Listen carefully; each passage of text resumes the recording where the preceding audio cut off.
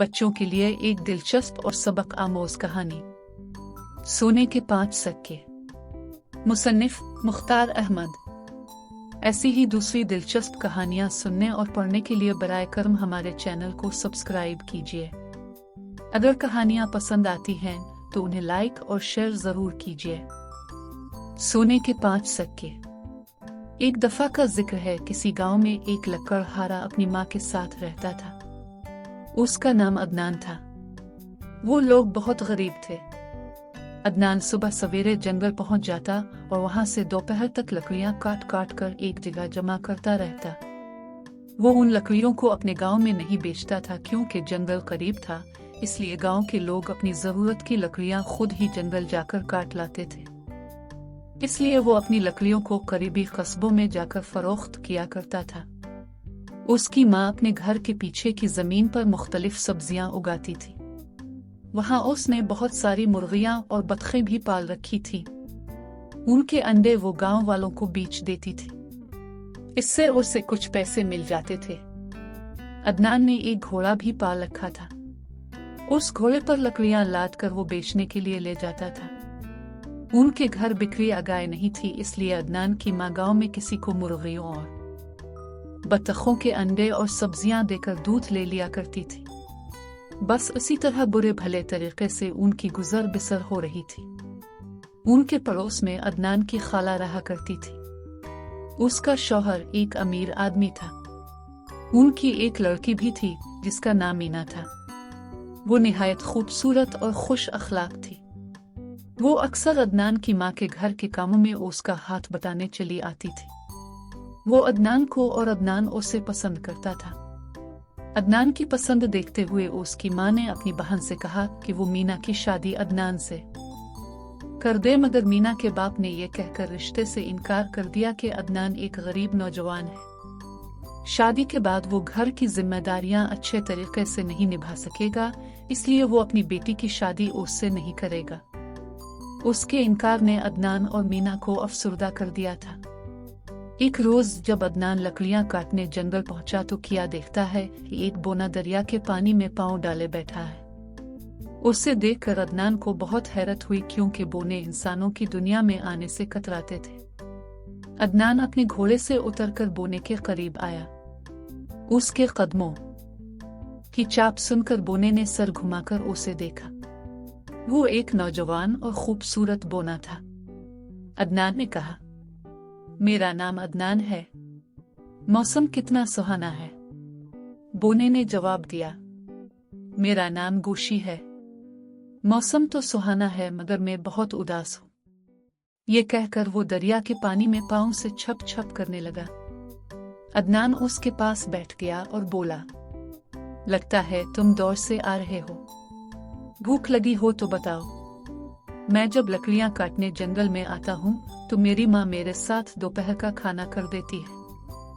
गोशी ने उसकी बात को नजरअंदाज करके उसकी कुल्हाड़ी को देखते हुए कहा, तो तुम लकड़ियां काटते हो? कितनी बुरी बात है। तुम्हें शायद पता नहीं कि दरख्तों को काटना किस कदर नुकसानदेह है। दरख्त तो हमारे दोस्त होते हैं। ये ना हो तो हमें साफ हुआ और गर्मियों में सायादार जगह कैसे मिलेगी। ये ना हो तो परिंदे अपने घोंसले कहाँ बनाएंगे। हमें तो ज्यादा से ज्यादा दरख्त लगाना चाहिए और उनकी खूब देखभाल करना चाहिए। दरख्त ना हो तो हम फल खाने को तो क्या, उन्हें देखने को भी तरस जाएं।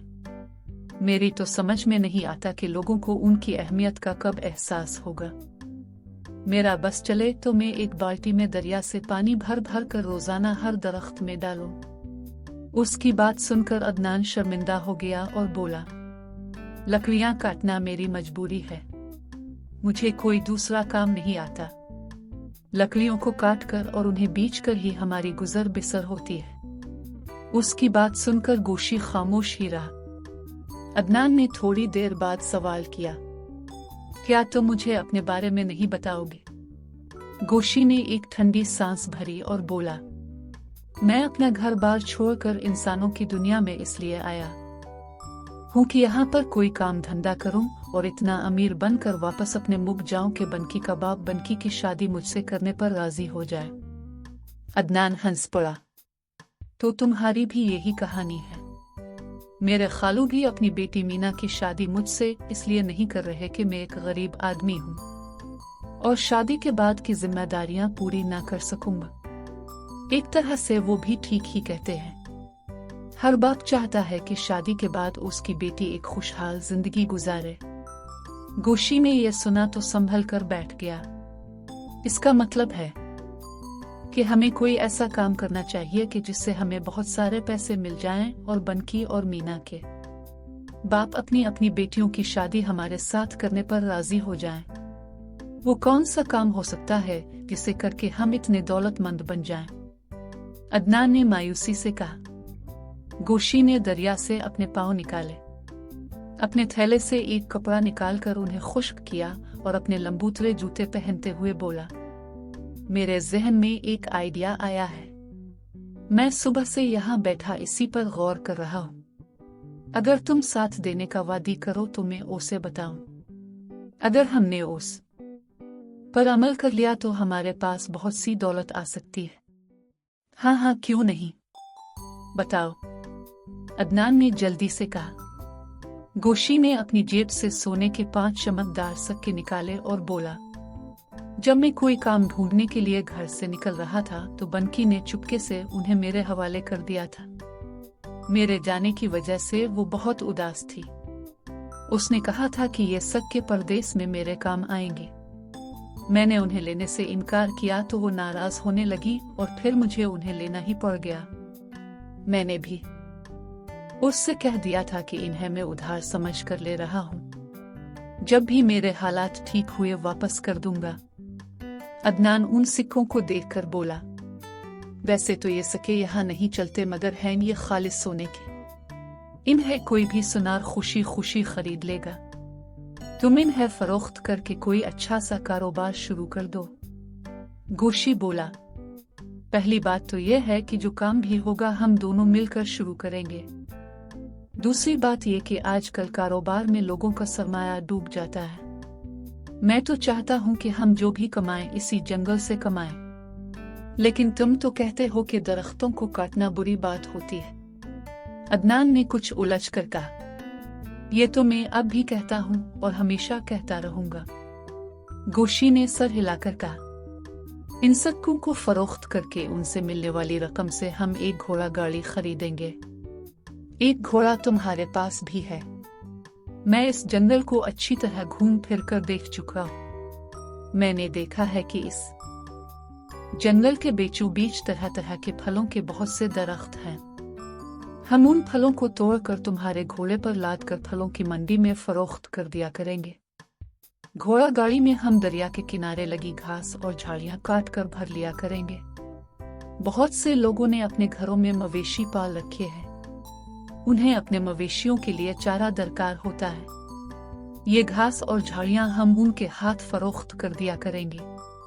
गोशी की बात सुनकर अदनान खुश हो गया। उसने कहा, इस तरफ तो मेरा कभी ध्यान ही नहीं गया था। तुम्हारी बात मेरे दिल को लग रही है। लेकिन अदनान, इस बात को जहन में रखना कि इस काम में हमें बहुत मेहनत करना होगी। इतनी मेहनत से घबरा मत जाना। गोशी ने कहा, तुम फिक्र मत करो, मैं मेहनत से नहीं घबराता। अदनान ने कहा।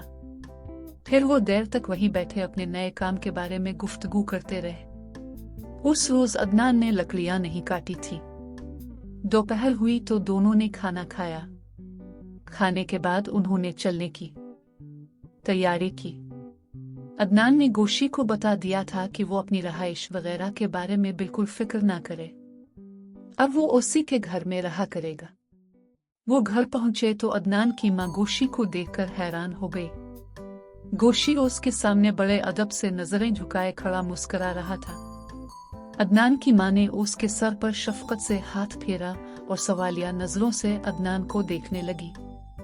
अदनान ने उसे पूरी तफसील तो नहीं बताई, सिर्फ इतना कहा कि गोशी उसका दोस्त है और अब उन्हीं के साथ रहा करेगा।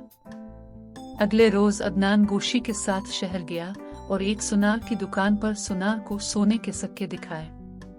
सुनार ने उनकी जांच पड़ताल करके और वजन के मुताबिक एक माकूल रकम उनके हवाले कर दी। इसके बाद उन्होंने उस बाजार का रुख किया जहां घोड़ा गाड़ियों के छकड़े मिलते थे। खूब देखभाल करके उन्होंने एक खूबसूरत छकड़ा खरीद लिया। फिर वो जानवरों की मंडी आए और उन्हें वहां से एक बेहद खूबसूरत और तवाना घोड़ा भी मिल गया। घोड़े का सौदा हो गया तो दुकान वाले ने अपने मुलाजमों से कहकर उसे छकड़े में जितवा दिया। फिर अदनान और गोशी उस पर सवार होकर घर की जानिब रवाना हो गए।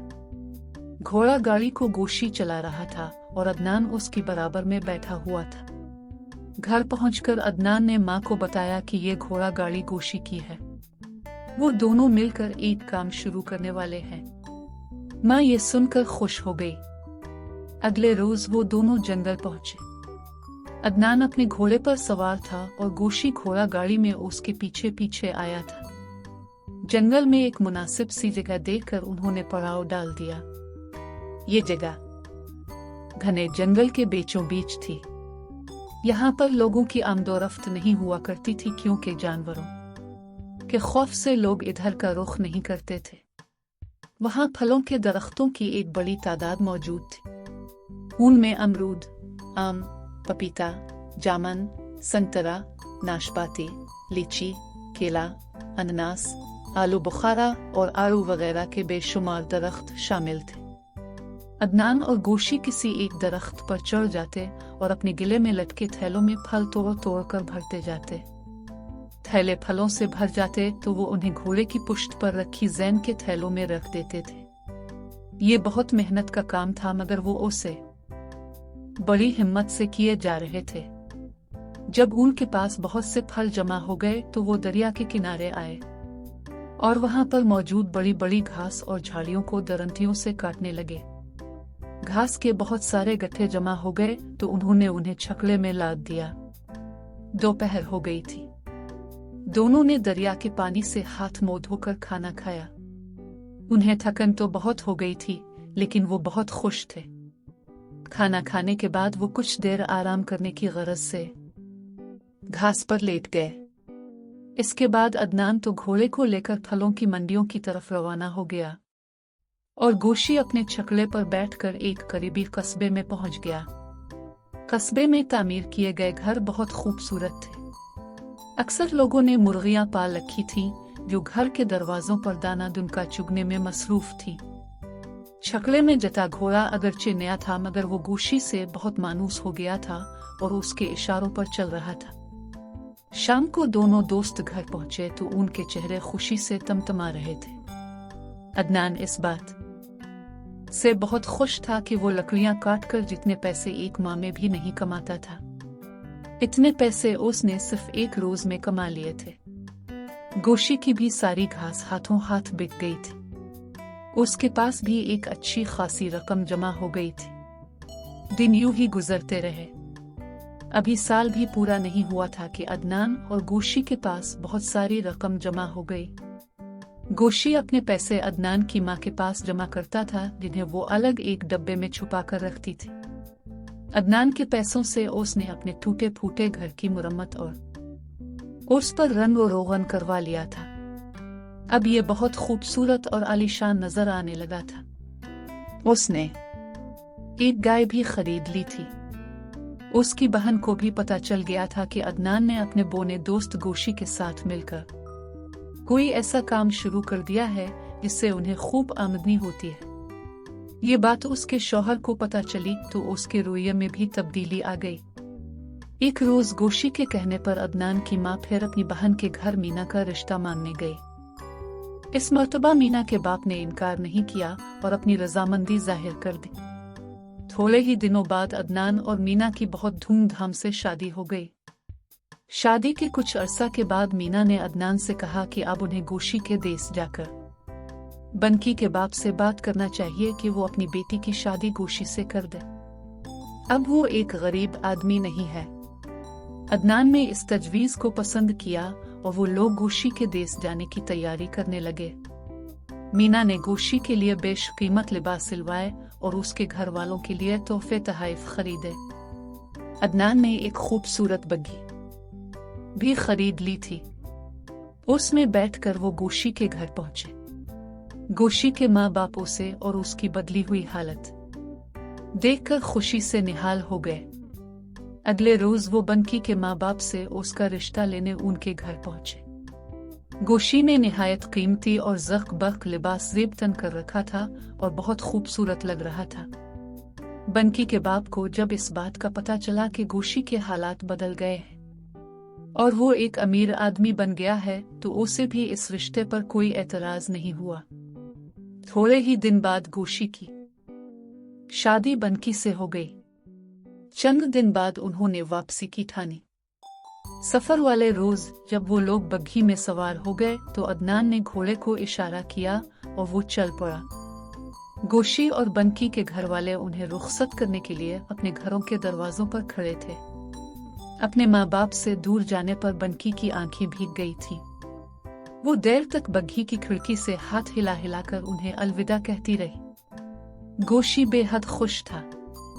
थोड़ी देर बाद उसने अपनी जेब में हाथ डालकर सोने के 5 सिक्के निकाले और उन्हें बंकी को देते हुए बोला, बंकी, ये रहे तुम्हारे वो सिक्के जो घर से रवाना होते हुए तुमने मुझे दिए थे, और मैंने ये कहते हुए इन्हें ले लिया था कि मैं इन्हें उधार समझ कर ले रहा हूँ और जब भी मेरे हालात ठीक हुए इन्हें वापस कर दूंगा।